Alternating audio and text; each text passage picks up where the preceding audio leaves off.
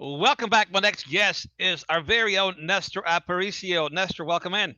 Happy Festivus. I don't get to say that very often, right? Didn't get to say it Yeah. last year. I mean, 2 years ago, the playoff games, nobody could go to the games, right? So, happy Festivus. I mean, even if it feels like by Sunday night we're going to be nighty night, we're still going to be watching football next weekend. I bet you and Well, me, right? it feels that way, but as you and I know, anything can happen. We can only hope that the Ravens are able to pull one out of their hat. But it does look like Lamar Jackson will not play this season.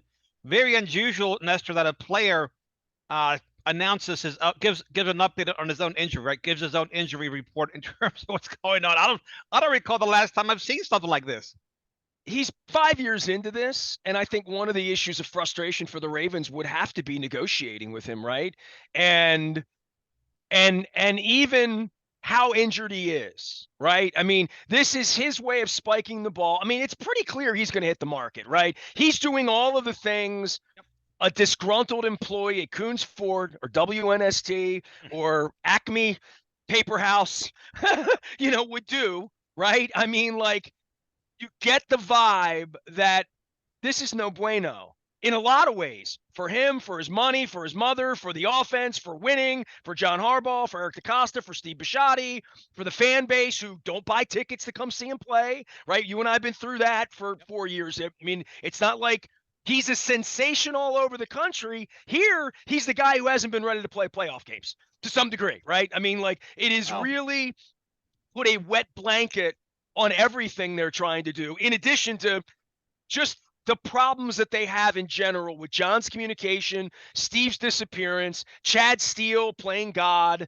like just the hatred for Greg Roman. I mean, this is a really weird time, man. I've been all over the city. I've been everywhere. I don't see a purple flamingo on a lawn anywhere. I don't see car flags. I don't see, it's not even confidence. It's just more like interest or some sort of belief above and beyond you and me. We're going to watch games every week, and sort of what would they say, the P1 fans of the team that are going to watch the Ravens when they're 3-13 or 14. We'll still be watching, but to get the city behind them, this has been weird. I mean, it's just been a really weird operation, all of it, over the last month of his injury, but just coming out of the plague and playoffs and excitement, and they I've been through 27 years of this and whatever, a dozen playoff years. This is weird. It's very weird, Nestor. Here it is, 2 years in a row. The team is rolling toward the playoffs. Lamar Jackson hasn't played football in December for 2 years in a row. That's indisputable. That's also going to factor into his contract negotiations. And I've been in Lamar's corner since day one, but the lower leg injuries the last 2 years late in the season have to be concerning to the organization. Or to the next organization, or not, right? Or not. I mean, this is, again, someone out there is going to put more value on him than the 100%. Ravens are right now. 100%. And to say that the Ravens are disappointed, upset, and like all of this stuff, the Ravens don't have $250 million into the kid. They have one season into the kid right here. At 23 million. At 23 million, the Ravens are good. The Ravens they're in good shape. They'll tag him, and Eric DeCosta will listen to trade offers, and they'll go from there. If he doesn't want to be here, believe me, they will accommodate him. They will get a king's ransom for his services someplace else in the form of draft picks, high draft picks. They can draft a franchise quarterback and reload as they usually do. Well, this is probably what I'm going to write about next week. You just probably gave me my idea. I got to take my notes while we're doing this, which is the most important thing the Ravens can do right now as an organization is not urinate upon him, right? Keep his value. Well, they man, he's tried hard. He did everything he could do to get on the field. He's a winner. He's the kind of guy you want. I mean, look at how much winning we did here. Give us 3 number ones. Right. I need yours, right? And 2 number twos, and I do think there'll be a bidding war for his services. There are a lot of franchises out there that would love to see him in their uniform, and I think they will pay king's ransom to get him. So this is fascinating stuff, Nestor. This is stuff we haven't seen around here in a very long time.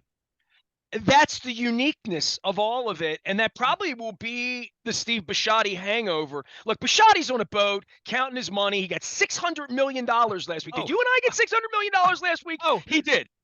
And what we haven't talked about is Roquan Smith, right? So here's a guy, different position, and I get that. We all get he's a off-ball linebacker, whatever, however you want to Nobody in define the that. league values an off-ball linebacker to the tune of $20 million. You will agree with that, right? I will agree with that. But here you And have an they off-ball didn't linebacker. value it with C.J. Mosley 4 years ago to the tune of $15 million a year. No, right? but, Like literally. but you can tell this is a much better player than C.J. Mosley. Much better pedigree, not liability in the pass game. Doesn't have some of the off-field issues that C.J. Mosley has had. Particularly in places like Federal Hill. We'll leave that one right there. But this is a player, quiet with social media, shows up to work, great attitude, becomes the man from day one on that defense, and has his best ball ahead of him. And guess what? They extend him. And although Lamar Jackson publicly supported him, he had a sting that they gave him what he wanted right away. Well, Patrick Queen wished Roquan Smith in. Remember, he was sitting on the bench looking up at the score. Come on in, Roquan, man. Look at what Roquan's doing. Next thing, Roquan's sitting next to him taking his money. Taking his money, right? So I think a lot of lessons to be learned there, right? Just show up, shut up, play ball. Have an agent, which I think is the key here. Let your agent be the buffer, because this is the injury update he gave left me speechless. But I guess he felt like he had to come clean with the fan base. Why did it leave you speechless? Fill me in on that, because when is the last time we saw a player give an update, his own update? This kid's his own. He's his own thing. Well, this is Lamar Jackson, the agent, speaking, giving an update on Lamar Jackson, the football player, which is, look, he gave you the medical description. What's wrong? Grade 2, almost a grade 3. It's swollen. It's unstable. I want to play, but I can't play. And I do believe if he was able to play, he would play, but he's not going to risk a wobbly knee. And I read the doctor's report what a PCL is. It's like sitting on a wobbly bar stool. Your leg can give out any time, bent backwards the other direction. So it does take time for that to heal. And there's different methods with stem cell therapy, et cetera, to get it to heal. Bone marrow transplants, but he may not be ready to play a Nestor until August. Well, who's going to give him money? And then once they give him money, they're going to bring him in to check out a $200 million knee, right? Literally, right? But they'll do it, right? There's no shortage of short-sighted, stupid general managers and owners in the National Football League. We've seen their antics. We see what they'll do in the name of winning. And just look at the Browns with Deshaun Watson and what they did. And so far it hasn't worked out. We'll see what happens next year and the year after that. But character means a lot, and a lot. This story is fascinating. It really is. Dennis, for me, the fact that we've spent 10 minutes of oxygen talking about money, injuries, Roquan Smith, everything, but by the way, we have a game. We have a playoff game. Not a game. A playoff game. Playoff game. You're right about that. Playoffs, right? So playoff game that's approaching double digits in terms of what the odds makers think the Ravens will lose by. Man, can you imagine you jumped out at 6.5 points on Sunday night when it, just popped out? The fact, like the wagering and the money speaks to where the reality is, right? And the realities were they were a touchdown underdog with the thought that Lamar would be healthy and playing in Vegas's mind. Is there anything you want to say about the game at all? I mean, it feels a little like we're going to watch it and we sort of feel like we know the outcome. Yeah. I'm fully expecting to be here Monday morning with you discussing all of the above. Contract, because that's when it begins, right? The minute the game ends, next year begins, and everybody's feelings are going to get hurt. Beginning Monday. I mean, I'm sitting here, tick-tock, waiting for that. I don't think Harbaugh's in trouble because he's got a contract, and I think these are his guys and his management guys. But I think this thing's really gotten off the track. I mean, from an ownership standpoint, from where Steve would look at this, the new Sashi Brown and where they are and empty seats and like. I don't think they care. I just don't think they care. They're still printing money. They could have empty seats. It's like the Baltimore Orioles. Once that TV contract kicked in, Nestor, I don't think they gave much thought about anything else. You're printing money. You don't have to lift a finger, and you're making money on top of money. You have streaming services bidding to stream their games, et cetera. The game is as popular as it's ever been. I just don't think they care. Well, that's the unfortunate part because that's like sort of sailing off the city then. That's sort of sailing off downtown and the local businesses. And I remember a baseball owner who did that, right? Who just said it didn't matter if anybody was in the hotel rooms or in the restaurants or what happened to Ruth's Chris or what happened to the Sheridan or what happened to the Inner Harbor or what happened to Phillips or like that none of that matters. And that was not the premise of why you get $600 million from the state that he just got last week. That one kind of went under the radar, right?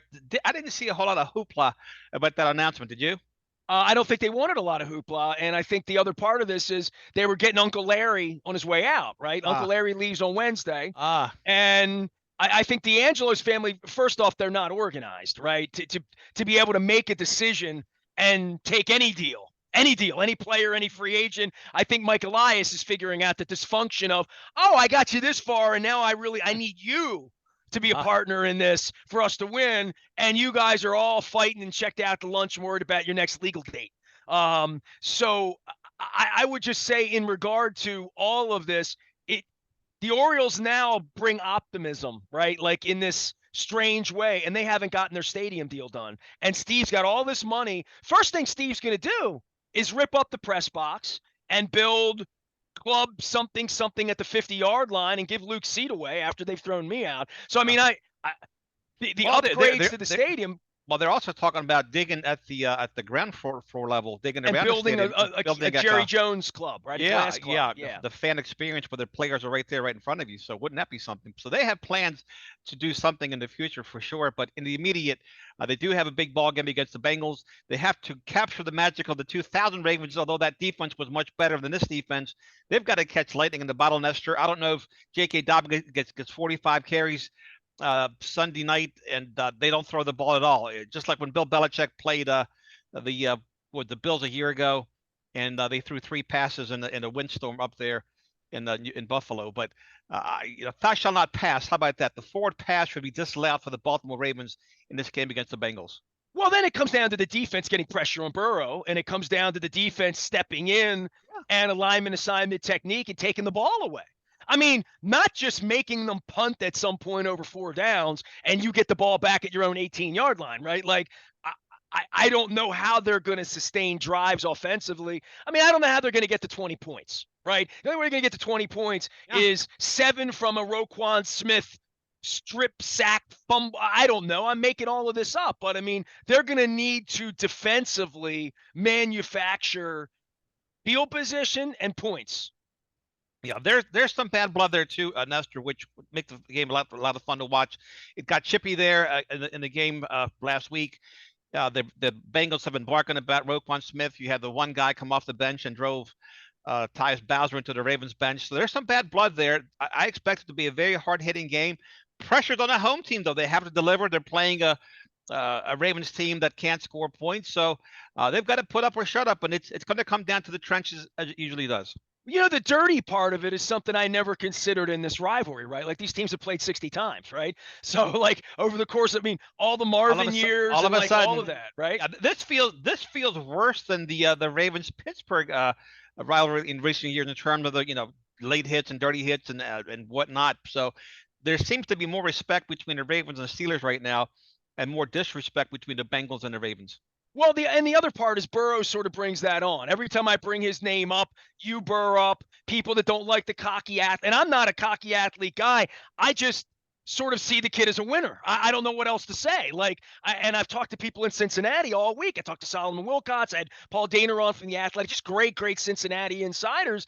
And they were there when they were the Bungles. They were there when Mike Brown, and they were there for Bruce Coslett, and they were there for all of this. And this kid, and if you and I were to get on a plane, and by the way, I still have my flight for Sunday. I have to cancel that at some point because they denied my credential again. But I still have my flight for Sunday afternoon and Monday morning to go to Cincinnati. If I were going, I would drive around a little bit and see the little orange tents out selling the white Zubaz alternate stuff that they have, because it really looks to me like what we had here, as you look over my shoulder if you're watching on video out at WNST and AM 1570, the city turned purple here this time of year every year. Cincinnati waited since Boomer Esiason for this to be something, and Marvin tried to build it, and Carson Palmer and Andy Dalton, and God bless them all. But this is the real deal. This is a 1-1 who stepped up, who got them to a Super Bowl the year after he was injured. He's got them back into a position. They got they got a major chip on their shoulder about having the opportunity to host a championship game taken away from them. You can imagine if that was our circumstance here. I'm still angry at Angelos about having the parade taken away, 10 years ago, right? Yes, of course you are. And so Cincinnati hasn't had these moments, Dennis, right? They haven't. What have they won? What have the Reds haven't won since 1989, right? So they haven't had a moment. And my vibe is with Cincinnati is that they're, from talking to people there, the Burrow thing. I asked Paul Dehner this, and I literally, I even asked Solomon this. I said, is there any chance that the Bengals 2-3 years from now would have Joe Burrow dangling in a contract, playing a playoff game and not having a deal in a walk year and saying, we're just going to franchise him? Like, the Bengals better not do that. You know what I mean? I mean, they've been mismanaged at various points for 50 years. And from what I understand, the kids and Paul Dehner really explained this well as to how David Modell would run the company different than Art did. And certainly Steve's going to run it differently. If he had kids, they'd run it differently. But this new generation, they sold the naming rights to the stadium. They have white uniforms now. They're selling stuff. They have a star. They do social media well. They've changed. And the thought that they're the Bungles now and that the Ravens could be losing 44-13 in the fourth quarter on Sunday night, like literally that could happen. And how this thing changes when that boat rises all of a sudden and they become a thing for the next 5 years. And you got a half-empty stadium. You're trying to figure it out. You just dealt your generational quarterback for a bunch of 1s and 2s and 3s. And, that's what we're looking at here the next 6 or 8 months here. Because I don't think that the Bengals are going to win the Super Bowl or go to the Super Bowl. But, if you gave me the right odds, I'd bet it. Because, I don't know that I believe in Buffalo. I don't know that I believe in Kansas City, even with the bye and where they are. I think Cincinnati can go take their lunch money. I mean, I really do. But they have to win Sunday night. But this is really fortuitous for Cincinnati for this draw. If we're on the other side drawing the team with the third-string quarterback playing, we'd be loving this right now, wouldn't we? Yeah, we would. I think you make great points, Nestor, in the sense that these are not the same old Bungles as you mentioned. It's a different vibe to this team. They have star power on the offensive side of the ball, at running back, at wide receiver, at quarterback, of course. The defense is under the radar, and it's good enough. I think the coordinator, Lou Anaramo, he does a really, really good job with those guys. And they have a chip on their shoulder. They lost a Super Bowl last year. They don't get to host one the AFC Championship game this year. They're very motivated. They have a chip on their shoulder. They're chirping against the Baltimore Ravens, and things can get ugly very, very quickly, as you mentioned, in the Sunday night matchup. Well, and I would also say this. If you talk about the Bengals defense being under the radar, they better play well Sunday night, right? I mean, if they let the Ravens in this game, if they let Tyler Huntley hang around, if they let, J.K. Dobbins run over them, or let Mark Andrews run around on third down and catch passes and make it easy, then they shouldn't be in the tournament. Maybe, then maybe I've given too much credit to Joe Burrow and not enough suspect eye to the Bengals defense. And I don't know anything would happen last week, right? Like, we would all say, well, we played second teamers and they played first teamers, and none of that matters at 8 o'clock Sunday night for me. But the Bengals defense better bring their lunch pail, because I know the Ravens are going to keep running. And I'll tell you this: if they play that other kid, not Huntley, they play Anthony Brown. He throws the ball. He's a fearless guy. He throws it better. I don't know what that means. He may throw 5 picks on Sunday night, but he has a better arm, and he has a better chance of getting the ball down the field, I believe. He has a better arm. I would have the kid do nothing but hand the ball off in the first half, see how the first half goes, and if they're in it, if it's tight. If you're only losing 17-6, you feel like you're still in it. Yes, and then in the second half, maybe then you start opening it up a bit. But once he settled down, I thought he played well in the second half. Well, and he played well in Pittsburgh, and he had some composure about him. He was poised. He's a Pac-10 quarterback. He's not. He was poised. Yeah, it didn't look too big for him, but it looked busy. There's a reason you're an undrafted. Once it comes down to actual talent, where you throw the ball, how you see the game, that's why he's Joe Burrow and you're not. Like, that's why he's Trevor Lawrence on Saturday night. My wife looked at Jacksonville and the Chargers even though I'm wearing your Charger blue Coons Ford Security Boulevard Oiler shirt blue. here. There you go. Oiler blue. Thank you. I, the games that used to be dregs, you'd look at Jacksonville and say, I said to her, I said, whoa. Yep. Chargers or the Jaguars can go to the Super Bowl. Absolutely. They can because they throw the ball and they are rounded teams. I mean, the Chargers have had some terrible injuries as well, but I'm not taking anybody out of this tournament. I don't give the Chargers a chance in Buffalo so much if it's snowing sideways, right? I just wouldn't. But I also think this is a really compelling tournament, just all the way around. The NFC's thought to be little sisters, and all of these power teams in the AFC. Let's see who survives the weekend. Let's wake up Monday morning and make sure Josh Allen and Joe Burrow, that they're still playing football. They should be. I mean, if they're as good as we think they are, then we can set this thing up next weekend, and it's going to just be popcorn must-see television next weekend when you get 4 great teams together from the AFC playing. Well, with Austin Ekeler and Travis Etienne, both the Chargers and the Jaguars can both run the ball in addition to throwing it. They have receivers, they have weapons, they have momentum. It's going to be a phenomenal tournament. Nestor, as always, I appreciate your time and your insight. Looking forward to more segments after this weekend. It's going to be a lot of fun. Oh, no, I'm not going to talk. It's just baseball beginning Monday. We're going to go all baseball. Oh, no. Since they chased me out of the Super Bowl. So whatever you want. Be my pleasure.